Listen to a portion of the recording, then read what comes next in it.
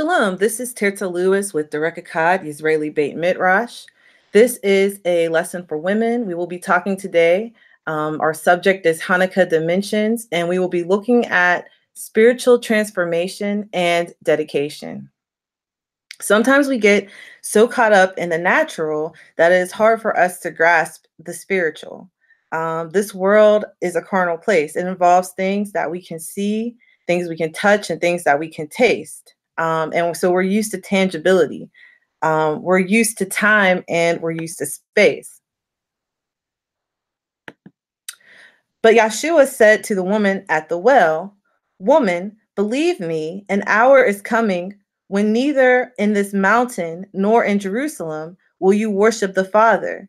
You worship what you do not know. We worship what we know, for salvation is from the Yehudim. But an hour is coming, and now is, when the true worshipers will worship the Father in spirit and truth. For such people, the Father seeks to be his worshipers. Elohim is spirit, and those who worship him must worship him in spirit and in truth." John 4, verses 21 through 24. What does it mean to worship Yahweh in spirit and in truth? Let's start out by talking about worshiping Yahweh in spirit. When we look at the burnt offerings in Leviticus chapter 1, we see that the point of this particular offering was to create a soothing aroma that would ascend up to Yahweh. The point of the burnt offering was to produce a soothing aroma to the Most High, a soothing aroma that would ascend up into his holy habitation. You started out with a physical animal that would represent yourself. And you would burn it up wholly unto the Almighty. The burnt offering in the Hebrew is called an olah, which means ascending. Again, we're talking about this whole idea of worshiping Yahweh in spirit as being something that ascends up.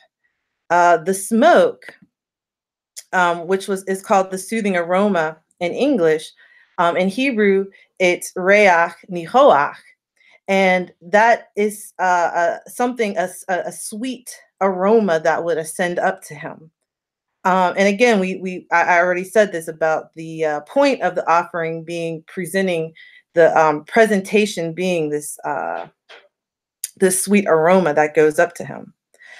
So you take something that is physical and you produce something that is spiritual. You produce a smell, you produce a breath, so to speak.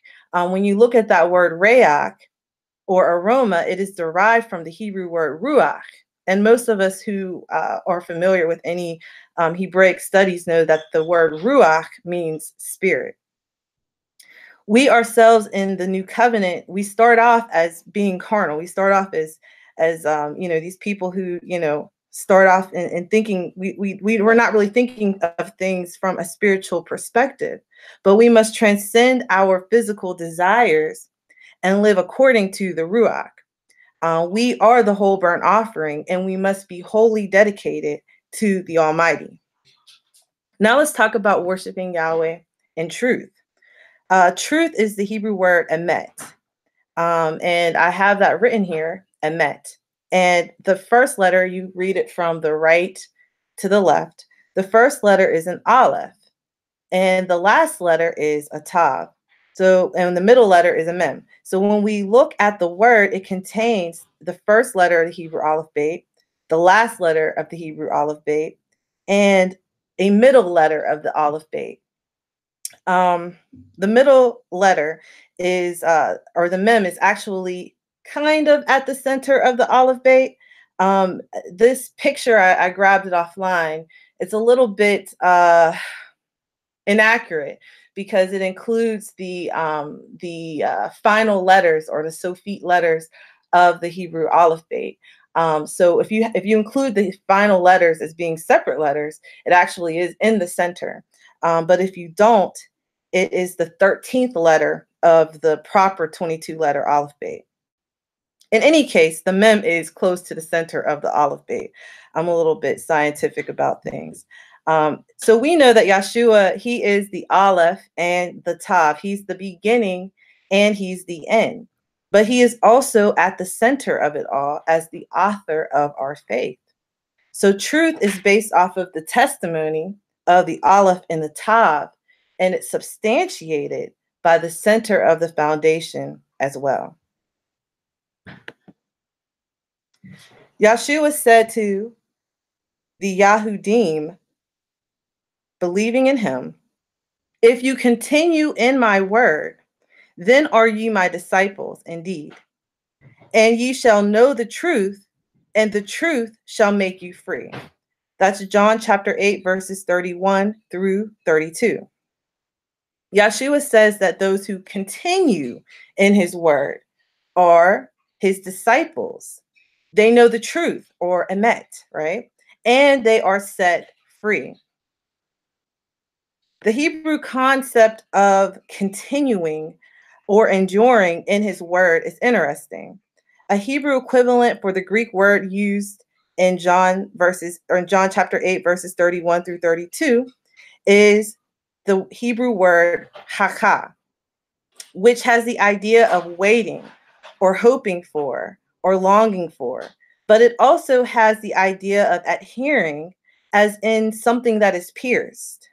The BDB lexicon and Strong says that this word is related to the similar sounding word haka. Actually, it sounds exactly alike, which means to carve or to delineate. It is interesting that the idea of continuing in the word connotes endurance and firmness, something that's unchangeable by mood or situation, and that this truth is enough to set us free. So truth does not change depending on circumstance, and neither should our firmness in the Most High.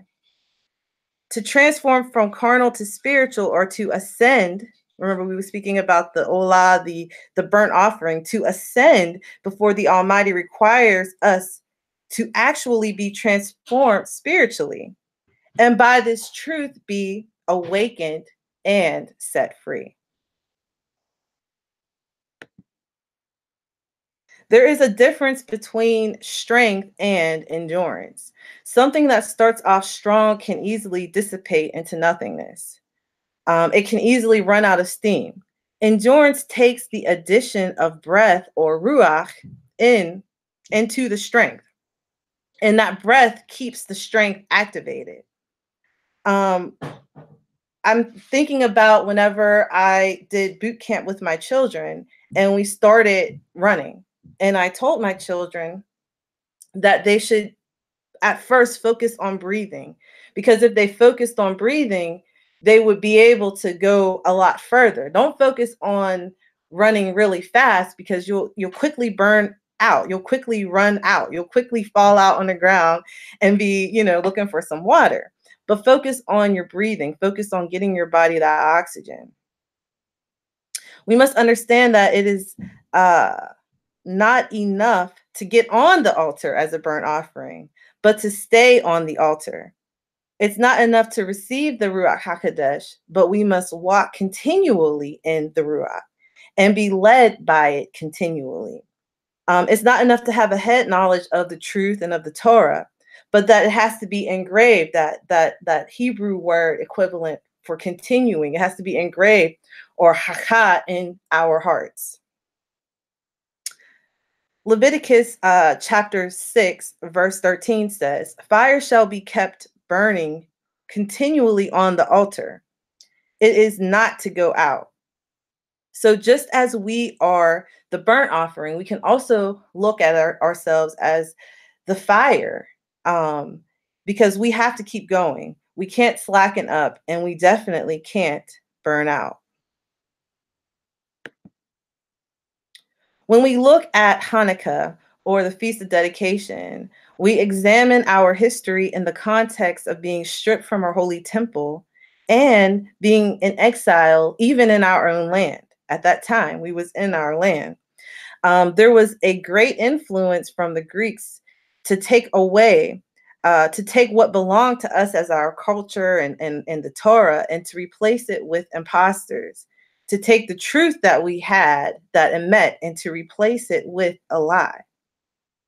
And a lot of people followed in the apostasy. A lot of people compromised, and a lot of people actually did replace the truth with the lie. They went as far as eating swine and hiding their circumcisions and not circumcising their sons. And they abandoned the Shabbat and the holy days, and they abandoned the Torah.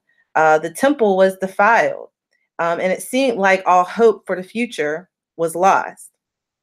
But it took a brave family to stand up and to challenge the decrees that were against the people. It took brave people to endure the challenges that was set in front of them, and to defy even death to its face in order to preserve what the Most High had commanded for his people.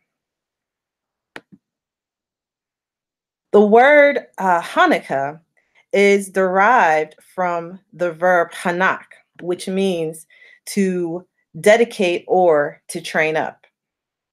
Again, so the word Hanukkah comes from this verb hanak, which means to dedicate or to train up. And this is the same word that's used in Proverbs 22, verse 6, where it says, train up or hanak a child in the way that he should go. And when he is old, he will not depart from it. The Jacinius Hebrew Chaldee lexicon attaches a connotation of being fed to the word hanak, of a child or a small child being fed, something being put into a child's mouth to be tasted. So as mothers, we know that life begins in our wombs, and that we must nurture and nourish the children. Our children, when they're born, we nurse them and we feed them and we teach them the Torah. And it is our duty to train them up in the truth and also to dedicate them to Yahweh. So they are born from the water to the air through our matrix and our wombs and our inner chambers of refuge that we have for them. But they have to be born again one day. And they have to be able to learn how to discern between good and between evil. They have to learn how to know what the truth is, and to know that our truth is what sets us apart from all the other nations. And that our Elohim is unlike any of the gods of this world. It's our duty to encourage them and raise them up, and to feed them and to nourish them so that they will be prepared for the future. There is a story of one woman in particular that we will look at, who had 7 sons.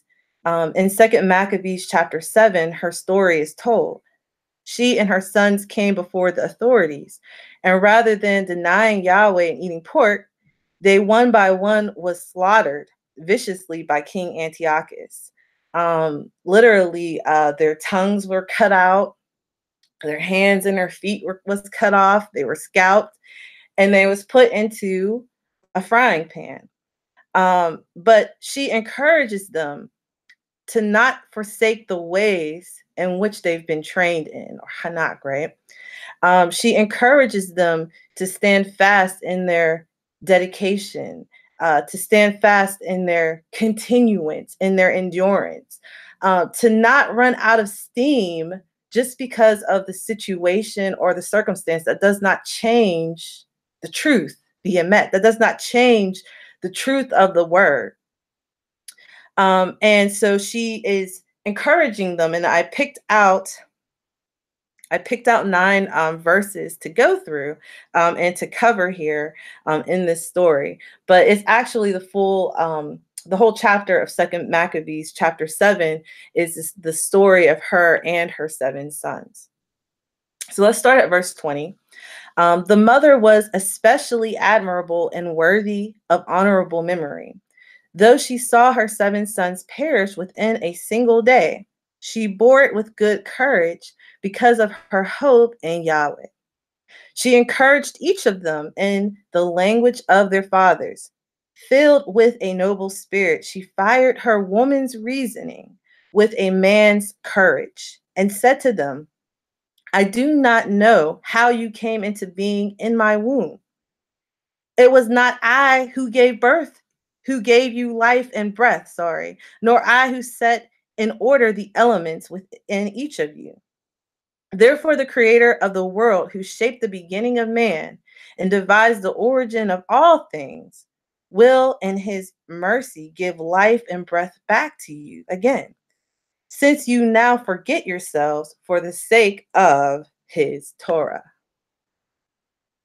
Antiochus felt that he was being treated with contempt, and he was suspicious of her reproachful tone, because all of her sons had died at this point. I'm sorry, I'm going to interject. And this is the seventh son that she's speaking to right now, after all of her 6 sons before him have perished in such a terrible way.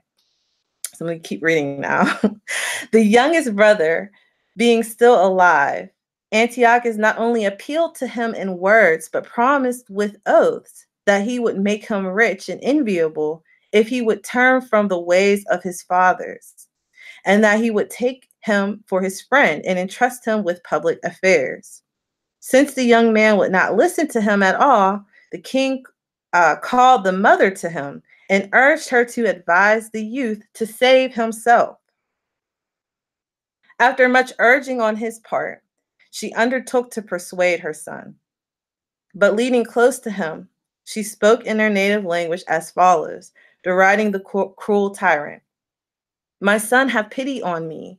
I carried you 9 months in my womb and nursed you for 3 years and have reared you and brought you up to this point in your life and have taken care of you. I beseech you, my child, to look at the heaven and the earth and see everything that is in them and recognize that Elohim did not make them out of things that existed.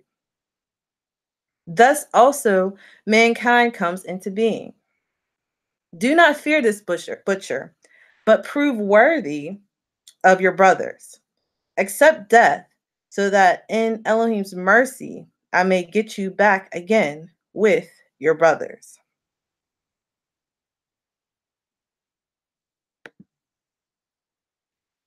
This is a picture, a fulfillment, really, of dedication, and this is what dedication actually means. When we see the sacrifice of this woman, because after her 7th son died, she also died in the same manner. It is not enough for them to continue to have breath in their bodies, but have no ruach in their souls.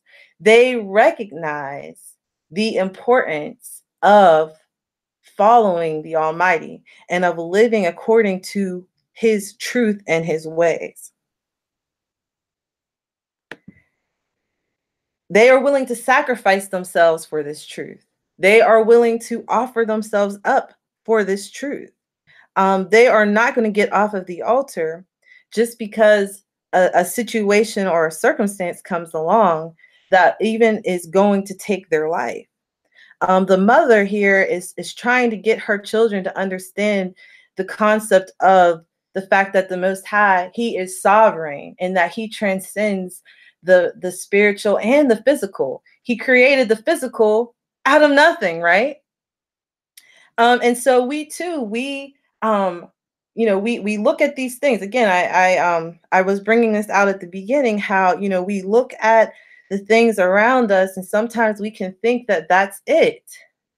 But Yahweh, he created all these things, and he created us. And if he created us, then that means that he knows what's best for us, and he is able to even raise us up again. And this is what she's telling her son. The idea of spiritual transformation, and not to look at the physical things and the physical situations as they are, but to have a heavenly perspective of all of those things.